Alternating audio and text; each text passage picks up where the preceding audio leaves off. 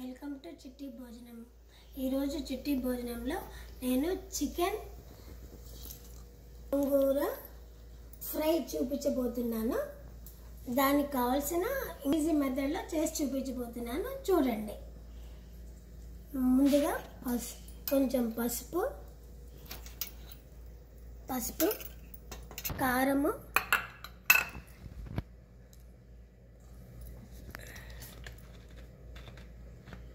కొంచెం ఒక స్పూన్ నిమ్మకాయ కలుపుకొని మ్యారినేట్ చేసి ఒక 10 నిమిషాలు పెట్టుకోండి.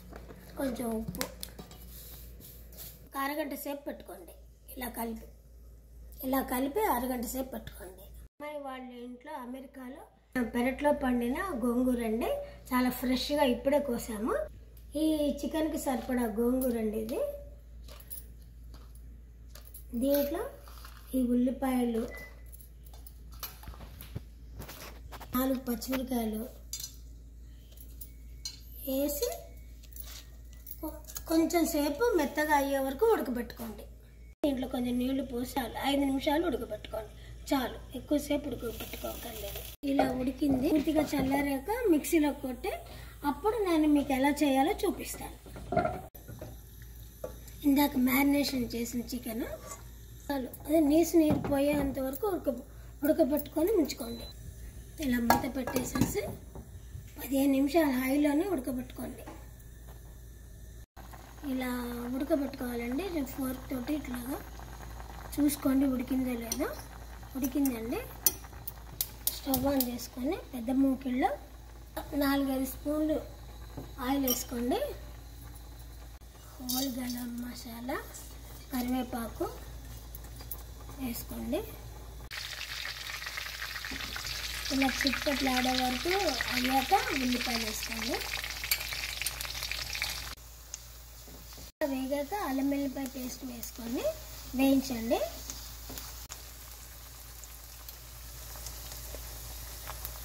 ఒకటి 3 స్పూన్లు కారం వేసుకోండి.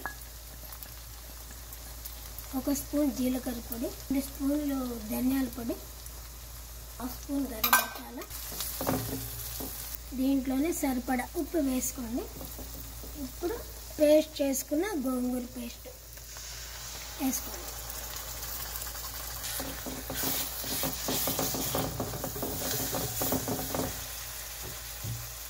ఈ మిక్సీలో కొంత వాటర్ వేసుకొని ఆ వాటర్ వేసి కొంచెం ఇది ముందే ఉడకబెట్టుకోండి. మళ్ళీ ఒకసారి ఉప్పు కారం అన్నీ దీనికి పడతాయండి.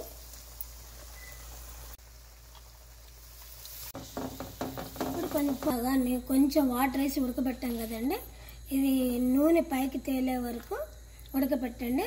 పొగలు వస్తాయి, అప్పుడు చికెన్ ఎదురు. కానీ అప్పుడు ఇలా చేయడం వల్ల మసాలా అంతా ఈ పేస్ట్కి పడుతుందండి, గోంగూర పేస్ట్కి పడుతుంది.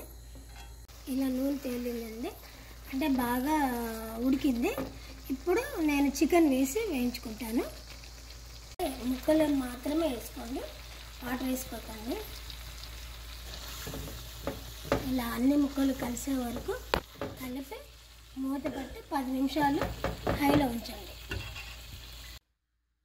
ఉడికిందండి.